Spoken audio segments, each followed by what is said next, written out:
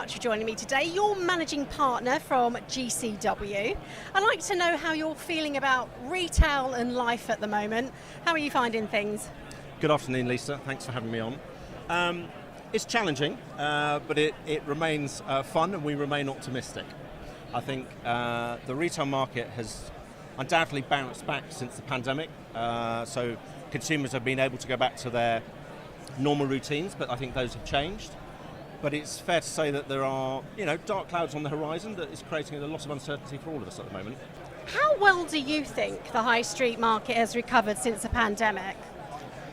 Well, I have to say that we have our own unique experience in terms of the recovery.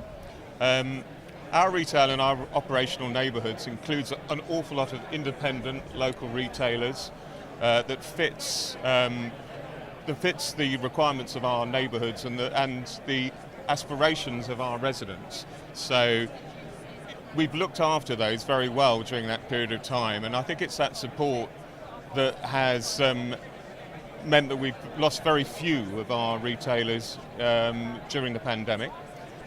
Structural changes have happened. We're seeing a very different experience, I think, to perhaps the more traditional town centre, shopping centre scenario, where people are living and working in the same place and shopping in their local neighbourhoods, and so that's helped support our retailers. And so actually, it's been fairly resilient, I think, in terms of our experience and the retailers, and also the assistance that we've been giving them throughout. So I think actually our story is fairly positive.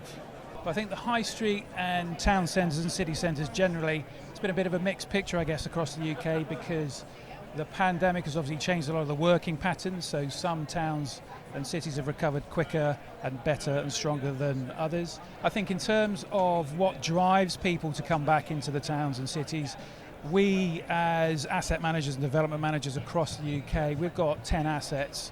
We've seen that centres that work very hard to promote activities and localism, to actually give people a reason to come back into the town. We've seen all of our centres are ahead of the UK shopping centre footfall average, and as I say, we've got centres across the north and the south of the country, so it is a mixed picture, but I think it very much depends on how the centres on the ground are driving that. I think we've been a little bit hit in the teeth with the rising energy costs. There are quite a lot of uncertainties now, so we adapted really well coming out of the pandemic, but we've got a lot more challenges coming. I think we'll adapt to those, but time will tell. We're all obviously suffering at the moment with the cost of living crisis. How has this impacted the market, do you think, so far? It's just uncertainty, Lisa. It's just another uncertain factor, and we don't quite know at the moment what the impact is going to be. So we're planning for the best, and hoping that we'll get through the next 6 months.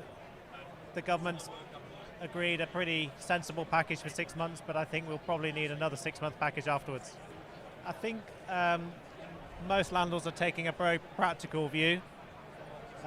It's tough, the business model between a landlord and retailers are very different, but I think landlords are making a big effort to understand retailers' business models and working with them now. My goodness, Lisa, what a tough 2 years. Really, really tough, very turbulent. But at Landsec, we really think that things are now sort of on the way to recovery. We've come out of a really dark place, and we're progressing, and things are definitely on the bounce back. We've had to do a lot of hard work in the background to get to this place, but we really believe in the retail space, hospitality space, which is why we're heavily invested in it with our brand partners. When taking on new occupiers, how flexible do you think landlords are now, say compared to 2 or 3 years ago, pre-pandemic? Immeasurably more so. I think every landlord acknowledges that the world has profoundly changed in the context of retail and town centres, and even those that invest in or already own very robust assets, they're still having to listen to that end occupier who's got very changing requirements. Everything's become much more short-termism, much more flexibility. There are still significant issues around funding of businesses and expansion, and undoubtedly lots of tenants will look to landlords to help them with all of those considerations. So yeah, I think the more progressive landlords are getting their heads around being flexible and accommodating, and that's the way to preserve their investments. Would you say that you have more of a collaborative approach with your retail occupiers than you did, say, pre-pandemic? Very much so, yes. I think the pandemic has only heightened our collaboration with our retailers. So, we see it very much as a partnership. They are a small part of the asset's value, on the books. Yep. But they punch way above their weight when it comes to their ability to add value to the whole. And what do you think in terms of the recent increase in energy costs? We're all feeling it a bit at the moment, aren't we? It's a bit tough out there, let's be honest. Yeah. How has this impacted things business-wise? I suppose you could look at it on two measures. You've got the footfall, which is obviously consumer-led in terms of the impact of utility bills and things landing on people's doors, and that probably started happening in April. So I think we've seen footfall not necessarily impacted yet, but I think what we will see is the more that impacts on people's lives now and going forwards, that is likely to have an impact on what people can afford to spend. I think it will also impact where they spend it. So there's a trading down effect. So where people can't afford to go into the sort of more premium areas, they will trade down to more value propositions. I think it's something everyone's dealing with, but because of our new customer-centric approach to our brand partners within the retail world, I think that we're well sort of set up to make sure that we're there for support. So of course it's something that everyone's dealing with in the industry, absolutely, there's no getting around it, everyone is impacted by it, but it's definitely something that we're there to support our brand partners with, and I think we're well set up heading into this space. Yeah. And how are you supporting them effectively? We set up a new, very much customer-centric way of working, which means that we have got a single point of contact with our retailers, with our brand partners. Back probably 18 months to 24 months ago, we had a number of roundtables discussion with our chief exec, who spoke to our retail brand partners and asked them what it was they needed. What are we not doing right? Why are we not supporting them in the way that we perhaps should be? And one of the things that came out very, very strongly was this desire to have a single point of contact. So now most of our retail brand partners have got a single point of contact within the business, which they can call up, and we then respond to their needs. So it feels like very much a partnership rather than a sort of the old world of landlord-tenant relationships as it was. Who do you think are going to be the retailers to watch in 2023? So I think the retailers that have invested online as well as the high street will really, really benefit. Online is so important to run in parallel with the high street as well. But also I think the independents are going to have their say as well. So there'll be key towns where there'll be a good mix of multiples who have invested with online, are opening stores, as well as those that are independents, strong independents that offer a good service. I think it's more about customer service now. What are occupiers saying to you? How are they feeling at the moment? I think there's some profound caution out there, but we're still seeing plenty of retailers expanding at the moment. I mean, you only have to come to an event like this with 1,800 odd people who are here in the belief that there is business to do, and we'll all carry on doing that until such time as it becomes more challenging. But I think there is still a high degree of optimism.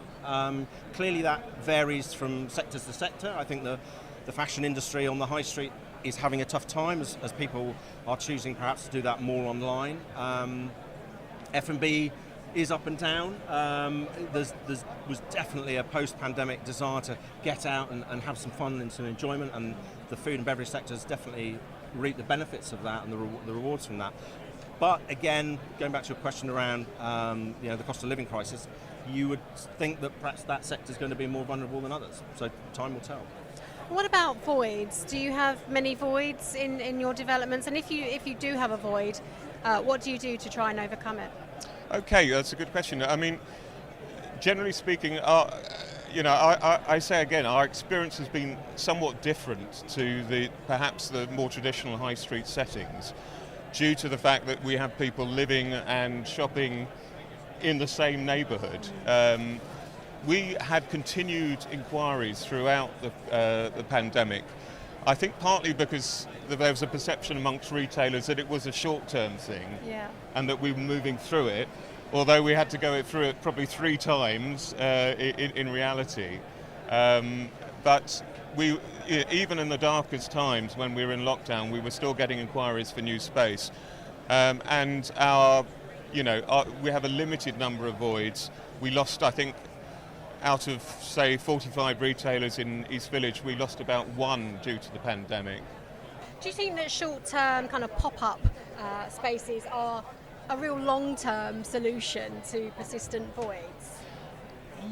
Yes, I think pop-ups have their place in any sort of tenant mix, if I'm honest with you, because I think the days are gone where you've got 20-year lease commitments from retailers and, the tenant mix doesn't change from year to year. I think pop-ups actually do play quite an important part of any tenant mix, and I think landlords, certainly where we are asset managers, we very much encourage a change in that tenant profile, tenant mix, and certainly bringing in pop-ups and developing new businesses is a critical part of any tenant mix that we work on. Do you think we're seeing a flight to prime in the retail sector at the moment?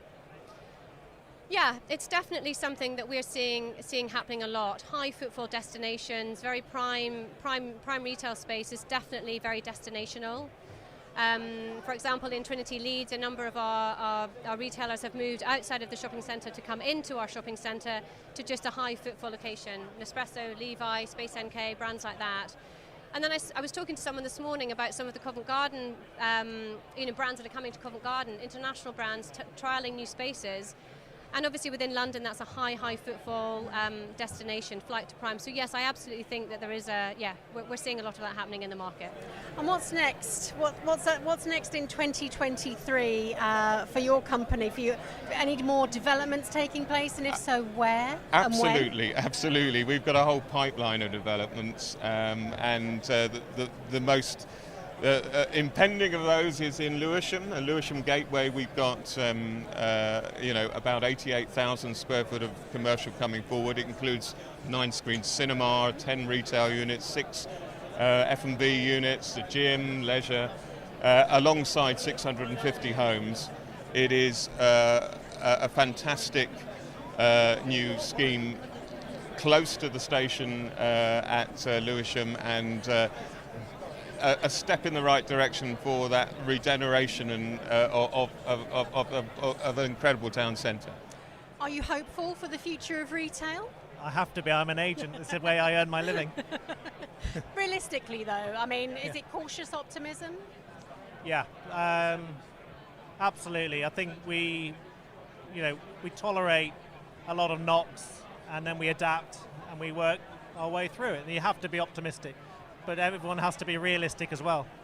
So as long as the gap between landlords who need rental income, they've bought an investment at the end of the day, and the understanding how retailers work and their models, how can they afford to pay rent when there's other variables, extra costs.